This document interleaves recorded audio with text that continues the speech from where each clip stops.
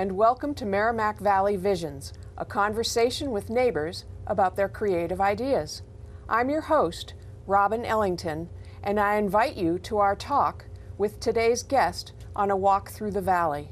And I say welcome to today's guest, James McCarthy, who was born in North Andover, spent a lot of time in Germany, and now he's back again.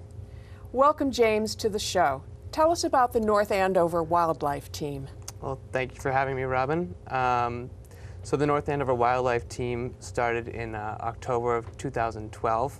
So we're coming up against our 1-year anniversary. Who's we? Well, it's kind of an informal group at the moment.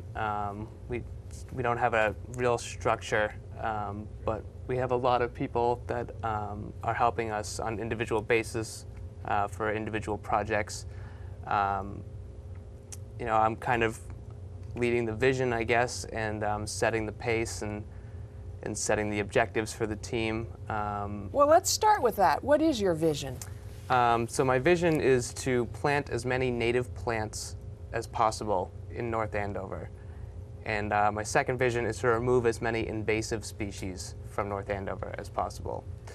So a native species we can define as a plant that evolved, we'll say, in New England over the course of millions of years and was here before European colonization. Can you give me a couple of instances of what plants? We might even have them in our yard now, right? Yep, so actually on the drive up here you can see plenty of New England asters. So they're little purple flowers, they bloom Yes. At this time of year. We have red osier dogwoods that we should notice in the winter time. They've got great red stems, so we'll see those pretty soon against the stark white of the snow. They look really good. Some bigger stuff are oak trees, maple trees, pine trees. So we talked about this earlier, how you're looking to do plantings, but you're the wildlife team. What's the relationship between the two? Right, so native plants are extremely important. They form the basis of our entire food web. So plants are the only things effectively on land that capture the energy of the sun using photosynthesis and then translate that energy into the rest of our biosphere, into every other living thing. The next layer of the food web is insects. Now, insects and plants co-evolve together over the course of millions of years. So if we plant a plant from China in our yard, chances are that insects cannot eat that plant. It means insects can't grow on that plant. And that means the next level of the food web, which would be mammals and birds, can't raise their young because they need those insects to raise their young in the springtime. So our bugs don't like plants from other places. They like native plants. Exactly. Bugs are actually really picky. A lot of people think they can eat any plant, but they're not. They can only eat certain plants. The classic example is the monarch butterfly. So it can only eat one genera of plant. What's that? The milkweed. So a lot of people think that the milkweed is actually a weed. A gross weed. Yeah, we don't need it. But if we remove all the milkweeds from our town, say, the chances of us seeing monarch butterflies are a lot lower because they can't eat anything else. Where would you suggest homeowners plant milkweed on their property? Well, so is it invasive? No, it's not invasive. An invasive plant would be more defined as an exotic alien plant that is now taking over, let's say, specifically in North Andover. So that would be a plant mostly from Asia or Europe. Okay. And so milkweeds aren't invasive. They were here before humans were here. So. I think that we have a mindset against them because we don't regard them as ornamental plants. Exactly. And so, not to make anybody nervous, but we could, plant those in the periphery of our yards or something if you don't like the look of it. However, they do bloom and they look great. So we should stop pulling them out. Yeah, we should probably stop pulling them out. There's also a great showier version called the butterfly milkweed. It's a great orange bloom, and it supports the monarch butterfly. So I think it's like a 1 to 3 foot plant, and it gets a little, it's like this big. Looks pretty good. Okay. Blooms through the summer. Okay, I'm going to ask you for that name again later when the show's over. I want one. Okay. I have 3 butterfly bushes in my backyard, but I don't think that's going to be enough. No, actually, the butterfly bush, that's kind of... Buddleia. Yeah, Buddleia. it's actually, that's sold in the horticultural industry is actually from Japan. Oops. So the thing is, it does attract adult butterflies, but it doesn't support the entire life cycle of the butterfly from caterpillar through butterfly. Okay. So if we don't have caterpillars, we don't have butterflies. So that's why things like the milkweed are so important, because they support monarch butterfly caterpillars throughout their life cycle. And so if we eliminate all the milkweeds, we're not going to have any monarch butterflies. Well, I think we need to do up a list of the must-haves in our yards. Yep. And we need to make that available to all of our viewers who are watching today, because I think this is fascinating. Yep. I think it's important. So we have a list on our website, www.nahabitat.com. I need to make the list a little more robust, and that's going to be a project for the winter. We've already got some great pictures, but we need to, steer people in the right direction. And we're going to be sharing those pictures with viewers in just a short while, so stay tuned for that. Do you work with other groups in town? Yep. So far, we worked a lot with Friends of North Andover Trails. It's a great group of people. That's a group that's really growing. The chairman of that group, Glenn, he's doing a great job. He's only been there about 1.5 years, I think. And he's doing a really great job building the membership of that. A lot of people don't even know that we had the North Andover Improvement Society. They've been great. They're a registered 501c3 nonprofit. So they're kind of our financial umbrella, and they're a great group of people. And the Friends of North Andover Trails is actually also a subgroup of them, and also the Friends of Patriots Memorial Park, whose cleanup is coming up on October 5th. So. October 5th, which I believe is Sunday. Yep. So hopefully this message will get to you in time. And where would people meet to volunteer? At Patriots Memorial Park. It's right next to the library. It's yes. that big park there. Okay. Tell me about the goals that you have set for yourself for the coming year, and what kind of expertise you need on board to make those goals attainable.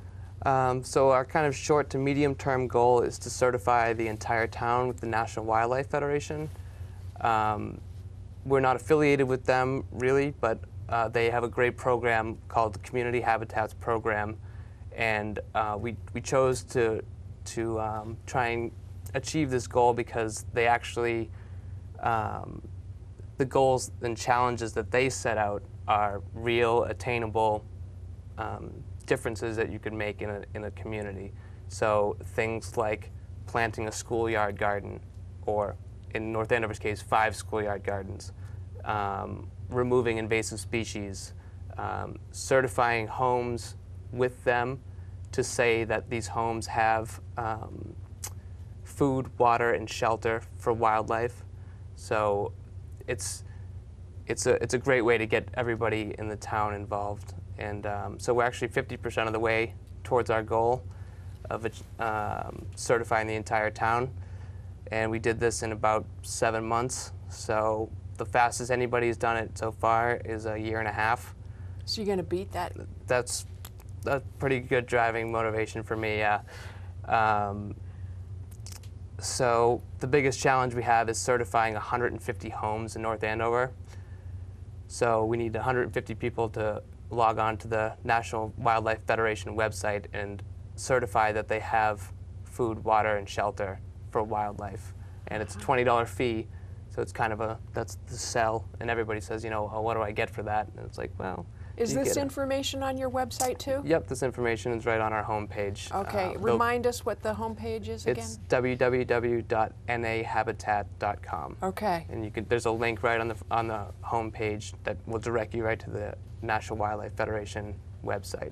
And when you say that we have to say that there is food and water available for wildlife, is it a matter of checking boxes, or do you write an essay? No, or? it's like a 10. Yeah, it's like It's a 10-minute process or so, 10 to 15 minutes. It's a lot of checking boxes, and then there is a section you can put your story in. So, Good. you know, I took maybe 40 minutes to do it because I wrote a big long story. But it could be about a 15-minute process, and like I said, it's a $20 fee, and you get a subscription to their magazine, and they'll send you a bunch of information about what you can do to support birds and butterflies in your own backyard.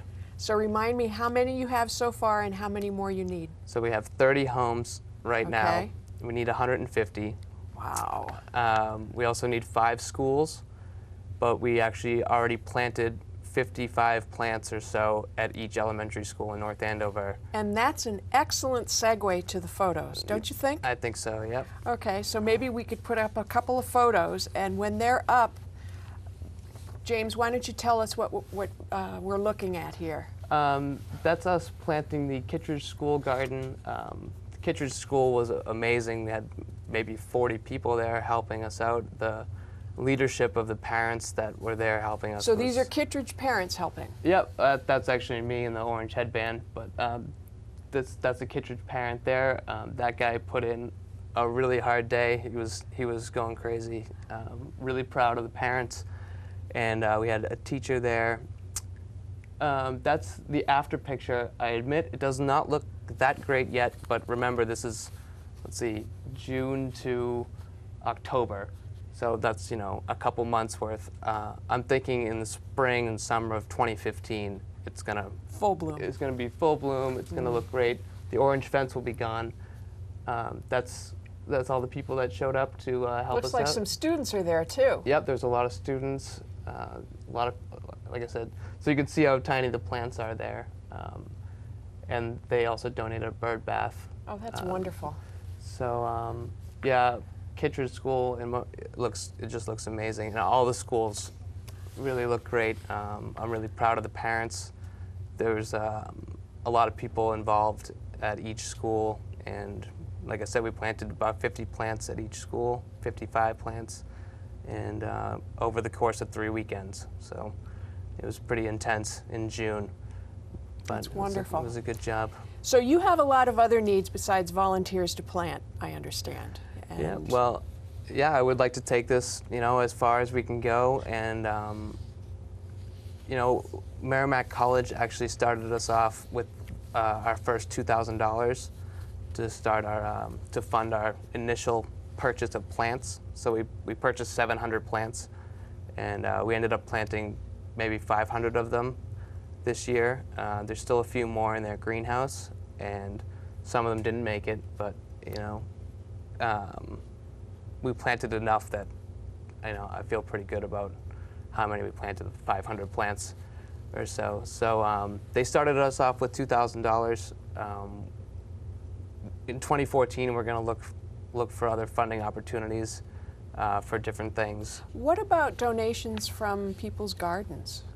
Yeah, that could be something to look forward to. We do want to make sure that the plants, if they're donated, are native species. Right. Do you have a list of plants that you'd like to receive on your website? No, I hadn't thought about people donating plants directly, but that would be a fun thing to do, I think, do like a plant exchange. And then they'd know what you're looking for, too. Exactly. So that's definitely something to think about. There's all kinds of ideas we can have for. So who in Merrimack College, what group was it over there? Let's give them proper kudos. Yeah, it's actually the chairman of the biology department. It's Professor Jonathan Lyon, and That's wonderful.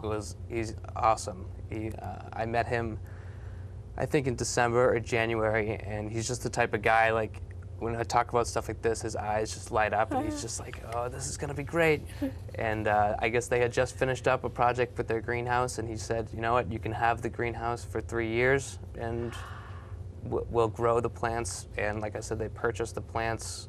This is a PhD doctor, and he would drop off plants at Saturday morning at 7 a.m. to a North Andover public school, and this guy doesn't work for North Andover, doesn't live here, doesn't have kids in our schools, and it's just... You've become his laboratory. Yeah, exactly. And he's doing a lot of great work, I believe up in New Hampshire, restoring wetlands. So he's a wetlands ecologist. Neat. Yeah, so he's a really awesome guy, and thank him for all he's done so far. Okay, so there's your plant source. What about getting your website up and writing grants? What kind of expertise do you need in those areas? Yeah, I think it would be really great to get some artists on board. And what would artists do for you? I'd really like some garden sculptures, I guess. So, but I also think we need some money to pay these artists, because obviously artists, deserve. They got to eat too. Yeah, exactly. So we could use a grant writer, maybe like a fundraising coordinator or something. It's kind of a lot of work to try and do everything. So, I mean, I enjoy doing These are all the these challenges of a brand new nonprofit. I think Exactly. that no matter what the nonprofit does, that's the expertise they need. Exactly. So I'm sure there's a lot of head nods going on in the audience right now, knowing where you are. Yeah, so grant writers, artists, web designers. I mean, I just built the website. I don't know what I'm doing. Tell us your phone number. Whom would they call? Where would they call? 978-857-2284. Okay, so we call James at that number, 978-857 2284. 2284, and you raise your hand, let him know what your expertise is, and he'll let you know how you can help out. So, do you have a meeting schedule? Do you attend the Improvement Society's meetings? How does that work? Yep, I try and attend all the Friends of North Andover Trails meetings, and I'm a board member now on the North Andover Improvement Society, so I go to those meetings. The North Andover Wildlife Team has not set up quarterly or monthly meetings yet, but I think it's definitely something to think about in 2014. Okay. For the North Andover Trails and the Improvement Society, their meetings are posted on the North Andover website. I believe so. I know the Trails website. So that would be another way for people to get in touch with you. They'd know that they could find you there. Exactly, yep. Okay. So your top 3 projects that you're working on right now? So actually last weekend, former Fire Chief Bill Dolan, he helped me out to plant about 35 plants or so at the Stevens Estate. And so we'd really like to make a demonstration garden there with all native plants that people could go see, check it out, see. Tell us where that's going to be. We're going up the hill and we go around. Yep, as soon as you turn the bend and you see the house, it'll be Yes. up on your right. There's like a field that rolls down, kind of, so it'll be up in that corner. And so we want to make that look really, really great. The first thing you see exactly, when you turn the corner. You turn the corner, see Nice. the red brick house, and then see all kinds of blooming plants. I think it would be. Okay, that's pretty good. 1. What's 2? 2, I guess fundraising. Yes.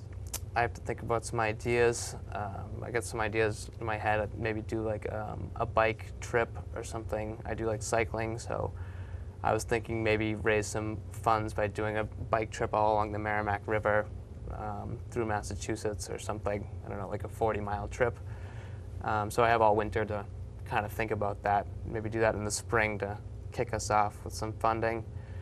And writing grants, again, through the winter fundraising will be a focus of my plan in the winter time when nothing's growing anyway. And the third project, I guess, is certifying the town with the National Wildlife Federation. It's going to be a challenge all the way to the end. Like I said, we got 50% of the goal now, but it's going to be really challenging, I think, to get 150 homes certified. Mm-hmm. That's going to be the biggest challenge by far. Like I said, we planted at all 5 elementary schools, so those are ready to be certified. And I'm working with the PTOs. Now, do those count for the 150? Those count separately. We need 5 public spaces, 5 schools, and 150 homes. So we got the 5 schools, working on the public spaces with a couple different people, and then the homes, like I said, we have 30 now. I'm trying to get to at least 50 by the end of this year. Where did all this interest come from? How did you go into this field? So, I don't know. I got interested in landscaping and gardening, I guess, over the past 2 years or so. I actually live in Haverhill now with the North Andover Wildlife resident photographer, my girlfriend. So we both grew up in North Andover, but we live in Haverhill now. And But before I met her, I spent some time at my parents' house gardening there because they own the property, and I didn't own any property, so wanted to see how I could improve the place a little bit. My mother really likes birds, so I was reading about how to attract birds to the property, and I like birds too. So Me too. yeah, so I wanted to see the best way to do it, and people said, you got to plant some native plants. So planted about 20 species in 2012, maybe about another 30. So if this somebody year. wanted to get started with a bird garden, what are the top 5 species they should plant? And I'm going to take notes. Well, the most important plant we have in New England is an oak tree. It's Got plenty of those. Yeah, that's the thing, is most people in town have at least an oak tree. So they've already started and they They've don't already even started. know it. But what they have to do is they have to make sure they protect that oak tree, because there are things like invasive species such as Oriental bittersweet, which we'll start seeing a lot more of now in the fall. When all the leaves fall down, you see the little red and orange Yes. berries. Those vines will pull down and kill even our most hardy oak trees. So the most important thing you can do is plant and protect oak trees. Okay. Besides that, if you want something showy and in your garden that you want to look at too, which we all do, you can plant some shrubs. So some of the shrubs we planted at the schools are high bush blueberry. Everybody likes blueberries, like a regular blueberry bush. A red osier dogwood, which we talked about, it looks great in the winter time. And we planted red chokeberries, which are also called aronias. So we planted those 3 main species at the schools. And they'll all give you interest in the spring, summer, and then fall. And they'll all bloom in the spring, and they all give you berries in the fall, and they all support insects. So That's not something that a gardener thinks of, I think. Maybe Right. a play during the weekend type of gardener like I am, trying to attract bugs. exactly. I have to reorient my thinking. Yeah, so a lot of people, think, oh, I'm attracting bugs, but really what you're doing is you're attracting birds to come eat the bugs. So, once these plants are established for a year or two, you hardly even notice the insect damage because birds are Doing their eating all job. the insects. Yeah, and I actually I think it's kind of cool if the insects do eat the plants. I'll be honest, like if you go outside and look at the leaves and you're like, oh, something's eating it. A friend of mine will plant a tomato plant just for tomato hornworms. Right. So if she finds one on one of the good plants, she'll move it over there. Really? Yes. There you go. And because they turn into a beautiful flying insect. Yep, exactly. So I can't handle them myself, but I admire her spunk. Yeah. If you had some other plants, that attracted more insects, maybe you'd have more birds, and they eat the hornworms. So those are kind of some shrubs, and then perennials. You could have New England asters, like we talked about. They bloom now. They look great. And then throughout the summer, you could have the butterfly milkweeds we talked about that support monarch butterflies, monardas, which are like How do you spell that? MONARDA, Yep. monarda. Okay. And that's actually, it's a bee balm. Oh, yes. Right, but it's kind of like the wild version of that. Ah. So the bee balm is a bright red one, and this Yes. one's a pink one. It's a little bit smaller. So am I flowers. going to find a monarda at my local nursery? Maybe not. So where would we get them? That's a challenge. So like the plants Merrimack College? Yeah. Well, we can talk after the show. Okay. If anybody wants plants, we can talk about that too. And they can Okay, so they contact would me. go to you. Yeah. So, for instance, Merrimack College, we bought them in Amherst, Massachusetts, because there aren't really a lot of native plant sellers in the Merrimack Valley or anywhere really in this area. The best place to go is probably the Garden in the Woods. It's in Framingham, Okay. and that's the headquarters of the New England Wildflower Society, and that's actually a amazing property. Could I spend a day there? You could spend a couple of hours there. Yeah. Yep. Okay. Yeah, it's a great place to go, especially in the spring. And they show, it's all native plants, and they show you all the things that are blooming at different times. Well, and, there we go. We have a field trip. That's it, yeah. So, yeah, there's all kinds of different plants. Personally, my favorite one at the moment is the Joe Pye weed. It gets That one I've heard of. Yeah, so I've seen quite a few of those. I think they sell them actually commercially now in some of the nurseries around here. But I hope that the nurseries are tuned in and they're taking note of the species that you're recommending too. I hope so as well. That's another thing we can do towards National Wildlife Federation certification, is helping nurseries to label and promote native plant species. So if anyone is listening, then yeah, and then I'll definitely talk to them about that. Okay, Anyone so from the nurseries. Let's remind your website one more time. It's www.nahabitat.com. And your phone number, 978-857 2284. 2284. Okay.